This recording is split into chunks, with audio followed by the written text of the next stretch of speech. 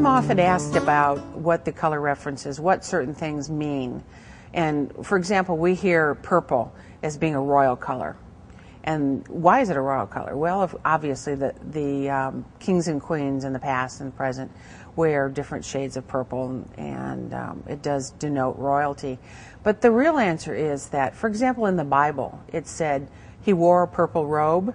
You knew that he was wealthy. They didn't have to say why. They knew if you mentioned that it was purple.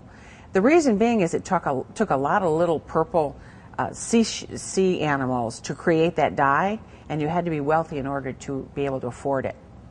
So it historically became a royal color because of that. I'm often asked, why are barns always red? Well, the reason is that red is cheap. Red in this case, it's a red iron oxide. Farmers used to make their own paint, and they use it readily attained materials. A red oxide could be found in the earth, and linseed oil could be taken from their crops. They mix the two together and they slap it on the barn, and there you have barn red. And even to this day, it's still one of the cheaper paints. And you need something cheap to paint a barn because it takes a lot of paint. So that has historical reference. In many cases in the East Coast, you saw yellow barns because they used to use ragweed and linseed oil to produce the colors.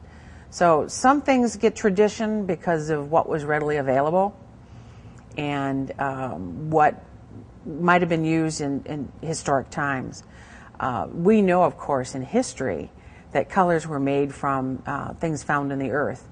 It might have been flowers, or it might have been fruits, or it could be stones or oils or things like that. So that's the only thing they had available to them, and that's why they became popular.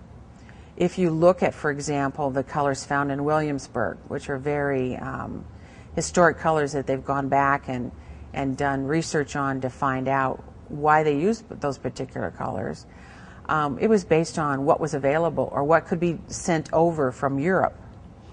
They may not have been able to find particular things in America to make those colors, but they'd come over from the ships, and those colors have a lot of their origin from Europe. So some of those traditions are the things that make things more popular.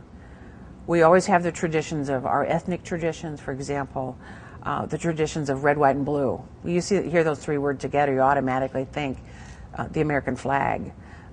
Or the traditions of, say, an ethnic group, say Chinese red and gold are very popular combinations.